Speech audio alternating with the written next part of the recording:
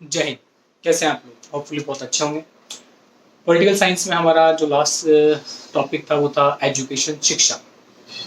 उसी को आगे बढ़ाते हैं। सेकंड पार्ट इसका। एजुकेशन एक ऐसा टूल है जो इंसान को सही मायने में इंसान बनाती है। ठीक है, तो आज कुछ नई चीज़ें देखेंगे इसमें और स्टार्ट करते हैं हम कुछ डेट्स जो इम्पोर्टेंट डेट है जो हर एग्जाम में कई बार पूछी गई है। जैसे हम स्टार्ट करते हैं सबसे पहले 5 सितंबर। अब 5 सितंबर जो है शिक्षा से क्या रिलेशन है इसका, तो ऑब्वियस सी बात है कि शिक्षक दिवस के रूप में मनाया जाता है। शिक्षक दिवस। ओके, नेक्स्ट 8 सितंबर। 5 सितंबर तो सबको पता है टीचर्स डे होता है। 8 सितंबर क्या होता है? साक्षरता दिवस। कौन सा है? साक्षरता दिवस के रूप में मनाया जाता है। ध्यान रखेंगे, बहुत बार क्वेश्चन आ चुका है। 5 सितंबर याद रहता है, वो नहीं पूछेगा आपको। ठीक है, वो आपसे वही पूछेगा जो हमें नहीं आता है, ये हमें नहीं पता है। ध्यान रखेंगे। नेक्स्ट 11 नवंबर, 11 नवंबर, ये किस लिए है? यह शिक्षा दिवस के लिए।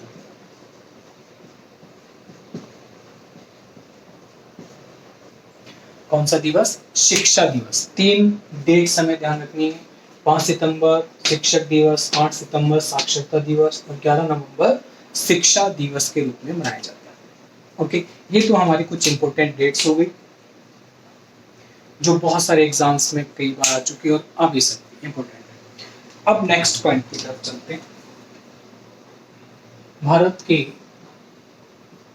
मानव संसाधन मंत्री कौन है? बिल्कुल, डॉक्टर रमेश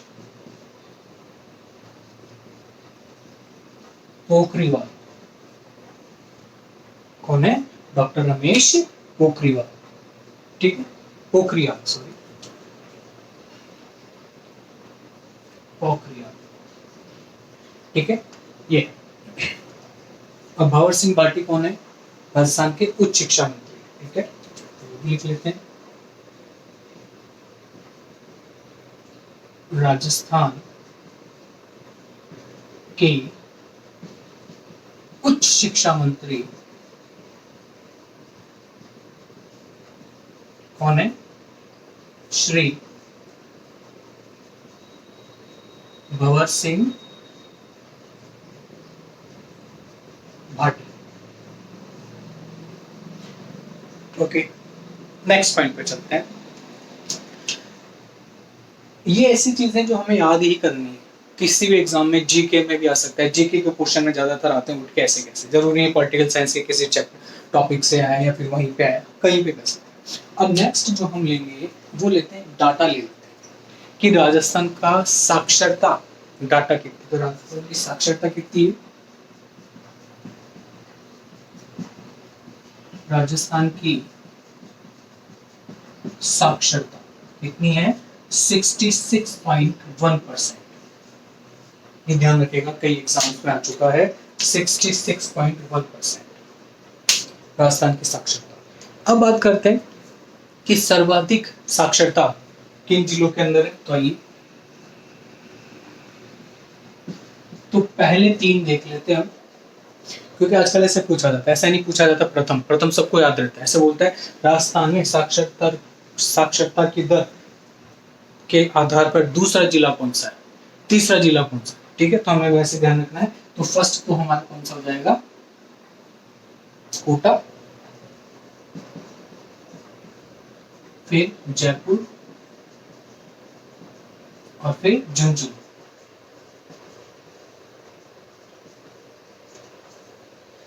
जयपुर, कोटा और झुंझुनू। और इधर आई लास्ट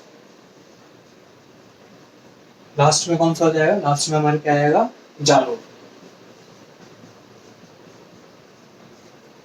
जालोर में साक्षरता दर बहुत कम है, यानी लास्ट में। राजस्थान की बात कर रहे हैं हम, तो राजस्थान की साक्षरता कितनी है? 66.1% हो गया। पहले नंबर पे कोटा, दूसरे पे जयपुर, फिर झुंझुनू तीसरे नंबर पे, और लास्ट में अगर बात करते हैं सबसे नीचे पहनने में कौन है, जालौर। क्योंकि यहाँ पे जो है अगर एक क्वेश्चन हो रहता है कि सबसे ज्यादा ग्रामीण कहाँ पे, ग्रामीण एरिया कहाँ पे है, जालौर में। और ग्रामीण एरिया की डेफिनेशन क्या होती है, ग्रामीण क्षेत्र की यहाँ पे साक्षरता क्या होती है, कम पाई जाती है। चलो अब आगे चलते हैं इसके अंदर। ये तो बात होगी, ये जो अभी तक हमने पढ़ा अभी, ये सारा का सारा जो है जीके के अंदर पूछने वाला क्वेश्चन है। हमें कभी भी तैयार रहना चाहिए कि क्वेश्चन आ सकता है। ठीक है, अब चलते हैं आगे। अब हम बात कर लेते हैं राष्ट्रीय शिक्षा नीति। किसकी बात करेंगे, राष्ट्रीय शिक्षा नीति। अब ये क्या है, किसने दी, कौन सी समिति की सिफारिश पे, कब आई, तो उसकी बात करते हैं। तो पहले बात करेंगे, जो टॉपिक है हमारा वो क्या है, राष्ट्रीय शिक्षा नीति। ठीक है, सबसे पहली चीज आई कब, ये आई थी 1986 राष्ट्रीय शिक्षा नीति। ठीक है, और इसका संशोधन भी लिख लेते हैं, इसका संशोधन कब हुआ, संशोधन कब हुआ था, 1992। ये तो कुछ डाटाज हैं जो हमें रटना ही है, ऐसे क्वेश्चन आते हैं आजकल। देखिए इतनी जनसंख्या है, हम भारत जैसे देश में रहते हैं, और इतनी सी तो वैकेंसी आती है, और उसके अंदर से फिर कैसे सेलेक्ट करेंगे, तो ऐसे डाटाज पूछे जाते हैं।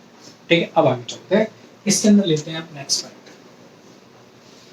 जो पॉइंट है हमारा वो है कि कौन सी समिति थी जिसके आधार पर राष्ट्रीय शिक्षा नीति का क्या हुआ निर्माण, तो वो का थी DS कोठारी। DS कोठारी समिति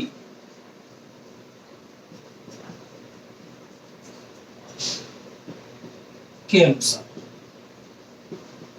या इनकी सिफारिश पर, अब इन्होंने क्या बताया था, 10+2+3 शिक्षा नीति अपनाने के लिए कहा था। और इनके अंदर इन्होंने क्या बोला था, कुछ पॉइंट्स बताए थे। कौन कौन से पॉइंट्स थे, पहला सार्वभौमिक शिक्षा, पहला, दूसरा गुणात्मक शिक्षा, तीसरा लैंगिक शिक्षा, और चौथा हमारा क्या है, भागीदारी शिक्षा। अब ध्यान रखिए 4 पॉइंट है हमारे, इन चारों पॉइंटों को देखते हैं क्या है। सार्वभौमिक शिक्षा यानी सबको शिक्षा प्रदान की जानी बहुत जरूरी है अगर हमारे देश को आगे बढ़ाना है। नेक्स्ट पॉइंट है गुणात्मक शिक्षा। आप एजुकेशन दे तो रहे हैं लेकिन गुणात्मक होनी, क्वालिटी होनी चाहिए आपके एजुकेशन के अंदर। लैंगिक शिक्षा का मतलब है कि लड़कियों को भी आगे लाना है शिक्षा के अंदर, और भागीदारी का मतलब है कि हर किसी की भागीदारी शिक्षा के अंदर होनी चाहिए। तो ये 4 पॉइंट इन्होंने बताए थे DS कोठारी समिति ने, और 10+2+3 का कॉन्सेप्ट भी इन्होंने दिया था। कब आया था, 1986 में, और संशोधन 1992 के अंदर। चलो नेक्स्ट चलते हैं। अब सुनिए next point, operation black board क्या है।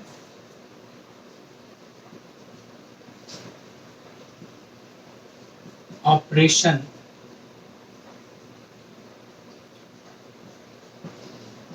ब्लैक बोर्ड, इसलिए ब्लैक से लिखा है मैंने। ऑपरेशन ब्लैक बोर्ड कब आया, यह 1986 में, ये 1987 में, ध्यान रखिए 1987। ओके, चलो क्या बताया इसके अंदर, क्या क्या चीजें थी इसमें। इन्होंने बताया कि इसके अंदर शिक्षा की आधारभूत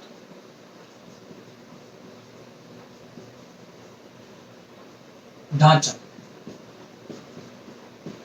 कैसा होगा कैसा नहीं होगा, उसके बारे में इसके अंदर क्या गया बताया गया। अब भाई शिक्षा ऐसे तो है नहीं कि भाई कहीं पे भी बैठ के, उसके लिए एक पर्टिकुलर बिल्डिंग होनी चाहिए, क्या क्या सामान होना चाहिए, सारी चीजें हमें क्या होनी चाहिए इसके अंदर पता होना चाहिए। नेक्स्ट पॉइंट है आपकी शिक्षा कर्मी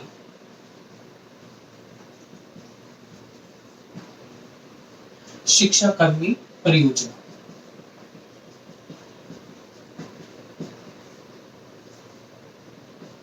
अभी शिक्षा कर्मी परियोजना क्या है? इसके अंदर ये है कि दूरस्थ स्थानों पर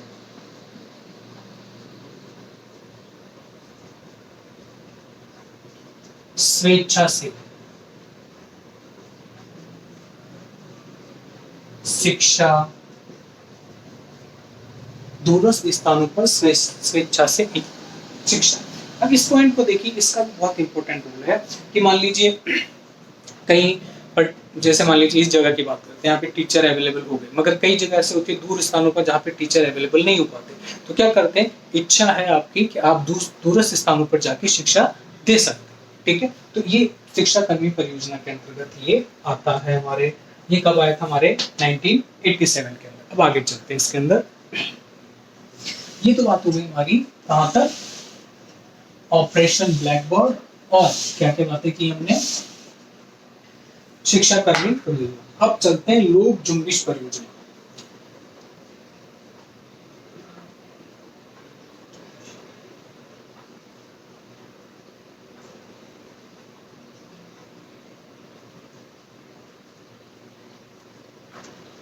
लोक जुम्बिश परियोजना।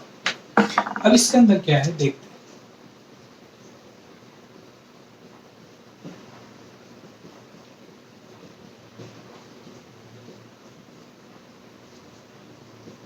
सबसे पहली चीज आई कब? ये आई थी 1992 के अंदर। ईयर याद होना बहुत जरूरी है और ध्यान रखिएगा, ये जो चल रहा है अभी, ये कॉलेज लेक्चरर के लिए तो बहुत इंपॉर्टेंट है, एक एक लाइन क्वेश्चन है। ठीक है, अब चलते हैं इसके अंदर की क्या था कि निजी संस्थाओं द्वारा, इसमें क्या देखा, क्या बताया? निजी शिक्षण संस्थान, शिक्षण संस्थान द्वारा शिक्षा। अब देखिए क्या है, 1992 के अंदर ये जो परियोजना आई, ये अपने आप में बहुत, आप बोल सकते हैं, क्रांतिकारी परिवर्तन थी शिक्षा के अंदर। क्यों? क्योंकि गवर्नमेंट इतने बड़े लेवल पे सारी चीजें करें बहुत मुश्किल है, बहुत टाइम लगेगा। तो इसके लिए क्या हुआ, लोक जुम्बिश परियोजना है। उसके अंदर क्या है कि शिक्षण संस्था जो है वो निजी भी हो सकते हैं और निजी शिक्षण संस्था क्या करें, शिक्षा प्रदान करें। अब इसके अंदर आगे जो था एक पॉइंट और है कि जिला प्राथमिक शिक्षा कार्यक्रम,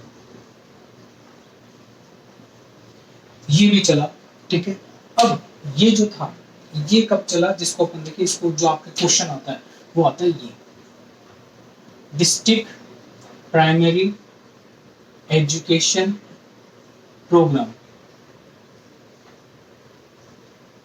district primary education program, DPEP। ठीक है, और ये जो था ये कब चला, कौन से ईयर के अंदर चला? ये चला 1998 से 1999। ओके, और किसने चलाया? विश्व बैंक ने।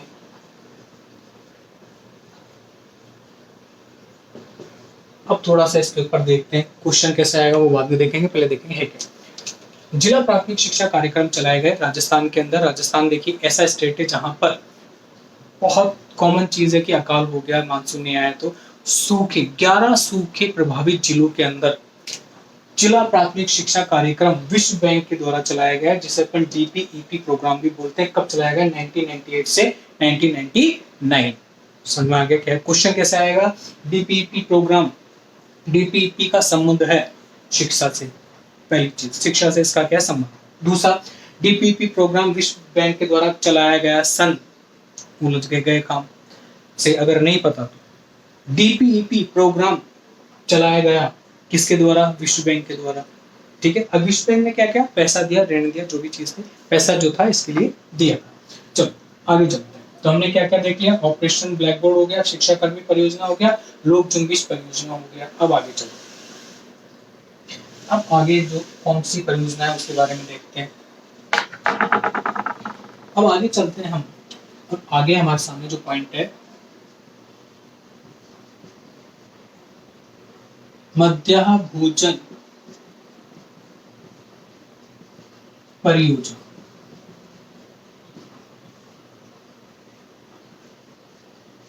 ये बहुत इंपॉर्टेंट है, ठीक है। अब सबसे पहले चीज, क्या स्कूल के अंदर आप देखते हैं कि दोपहर का भोजन दिया जाता है, वो यही है। कब आया था, ईयर याद होना चाहिए, 1995। 1995 के अंदर ये आया था। कौन लाए थे, तो देखते हैं इसके बारे में। इसको जो लाए गए थे वो थे प्रधानमंत्री पीवी नरसिम्हा राव द्वारा तमिलनाडु में प्रारंभ किया गया। कब, ईयर आपको पता ही है, 1995। समझ आ गया क्या है? मध्य भोजन परियोजना 1995 में हुआ था। पीवी नरसिम्हा राव जो हमारे उस वक्त क्या थे, प्रधानमंत्री थे, उन्होंने तमिलनाडु के अंदर इसमें स्टार्ट की थी। क्वेश्चन क्या आ सकता है, कब स्टार्ट हुआ था, कौन से स्टेट से स्टार्ट हुआ था, कौन से प्राइम मिनिस्टर ने स्टार्ट किया था। समझ में आगे, ये सारे अपने आप में क्वेश्चन है, बहुत इंपॉर्टेंट क्वेश्चन, सटीक आते हैं। नेक्स्ट, अब बात करते हैं कि क्यों किया गया था, क्या क्या फायदे थे इसके। तो देखिए, क्या फर्स्ट कि ज्यादा से ज्यादा बच्चों को क्या स्कूल की तरफ आकर्षित करना। क्यों, क्योंकि जो गरीब लोग हैं, जिनके बच्चे, उनको ऐसा लगता है अगर इनको खाने को नहीं मिलेगा तो क्या करेंगे शिक्षा लेके, तो क्या करते हैं, अपने साथ उनको काम पे ले जाते हैं। तो सरकार ने क्या सोचा, अगर ऐसा करेंगे तो उससे क्या होगा कि जो गरीब लोग हैं वो ऐसा सोचेंगे कम से कम एक टाइम का खाना मिलेगा, स्कूल में शिक्षा भी मिलेगी, तो ये चलाया गया। तो इससे क्या हो गया, बच्चों को स्कूल की ओर आकर्षित करना, ये इसका मोटो था कि ज्यादा से ज्यादा बच्चे स्कूल आए और शिक्षा ग्रहण करें, जो उनका मूल अधिकार है। ठीक है, मूल अधिकार शिक्षा जो है 6 से 14 वर्ष के बच्चों को क्या है, इनका मूल अधिकार है। आर्टिकल किसमें है, 21(1) के अंदर, ध्यान रखिएगा, बहुत बार आ चुका है। नेक्स्ट, सेकंड पॉइंट क्या है, ड्रॉप आउट को रोकना। कि कई बार क्या होता है, बच्चे आते हैं लेकिन गरीबी भुखमरी के कारण बच्चे, उनके पेरेंट्स कंटिन्यू नहीं कर पा रहा, तो बहुत बड़ा प्रॉब्लम होता है ड्रॉप आउट, बच्चे बीच में छोड़ के चले जाते हैं। तो इस समस्या का समाधान करने के लिए ये अपन ने लागू किया, और इससे क्या हुआ, ड्रॉप आउट की समस्या हल हुई काफी हद तक। ड्रॉप आउट को रोकना, कि बच्चे जो बीच बीच में छोड़ के जाते हैं स्कूल, तो वहां पे भी अंकुश लगाने में परियोजना बहुत हद तक कामयाब रही। और एक और जो पॉइंट रह गया हमारा, वो क्या रह गया कि इससे क्या होगा, इससे बच्चे को पोषणीय शिक्षा मिलती है। कौन सी शिक्षा, पोषण, खाने को मिल रहा है, पोषणीय शिक्षा। तो ये कुछ पॉइंट है, तो बहुत इंपॉर्टेंट टॉपिक था हमारा। मध्याह्न भोजन परियोजना किसने स्टार्ट किया, प्रधानमंत्री पीवी नरसिम्हा राव ने, तमिलनाडु जिले से स्टार्ट हुआ, राज्य से स्टार्ट हुआ ये, और 1995 के अंदर लाए गए थे। और बच्चों को क्या हुआ, स्कूल की तरफ आकर्षित करना, ड्रॉप आउट रोकना, पोषणीय शिक्षा इसका मुख्य उद्देश्य था। अब आगे चलते हैं हम थोड़ा, ये पढ़ने के बाद में अब हम नेक्स्ट परियोजना की तरफ चलते हैं। बालिका शिक्षा फाउंडेशन। क्या, बालिका शिक्षा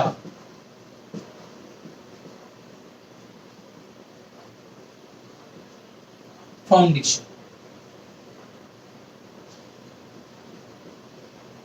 बालिका शिक्षा फाउंडेशन इस क्या है, कब आया था, ये भी 1995 में ही आया था, जब हमारे मध्य भोजन योजना आई थी हमारे 1995। ईयर पता होना बहुत जरूरी है, ठीक है, आगे चलते हैं। बालिका शिक्षा फाउंडेशन आई थी 1995 के अंदर।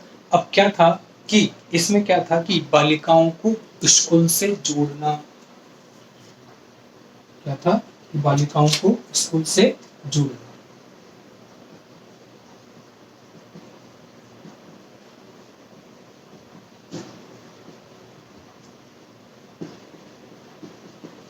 ये इसका क्या था, मुख्य उद्देश्य था। नेक्स्ट पॉइंट क्या था, जो क्वेश्चन बनता है वो बनता है गार्गी पुरस्कार। क्वेश्चन क्या आता है कि गार्गी पुरस्कार का संबंध है बालिका शिक्षा से। ठीक, नेक्स्ट इंदिरा प्रियदर्शनी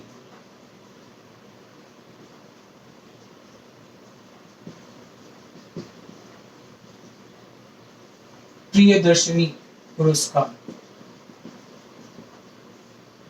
इंदिरा प्रियदर्शनी पुरस्कार जो है किसमें दिया जाता है, शिक्षा, बालिका शिक्षा के अंदर दिया जाता है। ठीक है, ये बालिकाओं को स्कूल से जोड़ना।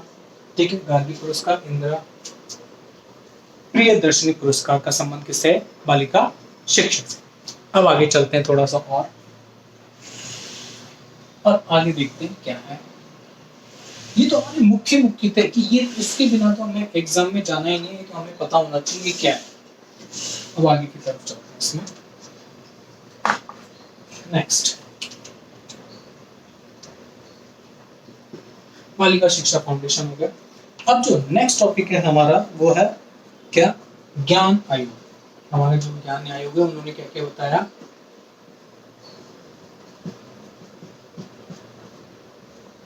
ज्ञान, इन्होंने क्या क्या बताया कि क्या क्या चीजें अनिवार्य है। ठीक है, तो पहले तो अंग्रेजी शिक्षा होनी चाहिए।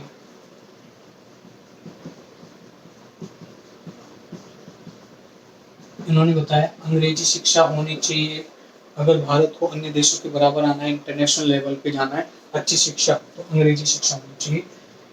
सेकंड, पुस्तकालय होना चाहिए। थर्ड, विश्वविद्यालय होना चाहिए। ये 3 पॉइंट बताया ज्ञान आयोग ने कि ये चीजें होनी चाहिए। अब बात करते हैं प्राथमिक विद्यालय। क्या, प्राथमिक विद्यालय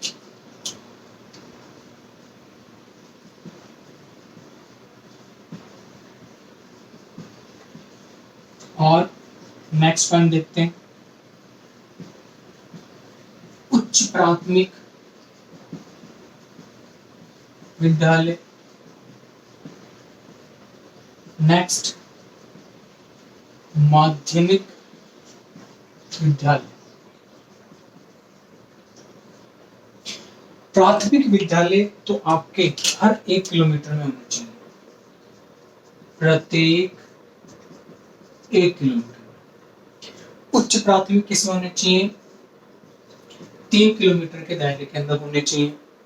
और माध्यमिक विद्यालय जो है वो 5 से 7 किलोमीटर के दायरे में होने चाहिए। ठीक है, अब कब कब और कितनी कितनी क्लासेस लगेंगी साल में, तो ये तो है 220 दिन, 200 दिन या 800 घंटे। ये 220 दिन या 1000 घंटे क्लासेस लगेंगी। और क्या, प्राथमिक विद्यालय तो 200 दिन क्लास लगेगी 365 में, या फिर 800 घंटे क्लासेस होंगे। उच्च माध्यमिक, उच्च प्राथमिक विद्यालय 3 किलोमीटर के दायरे में होंगे और हर 3 किलोमीटर के दायरे में होंगे, और 220 डेज क्लासेस लगेंगी और 1000 घंटे होने चाहिए। और ये माध्यमिक विद्यालय परिस्थिति के अनुसार, यानी स्थिति के अनुसार।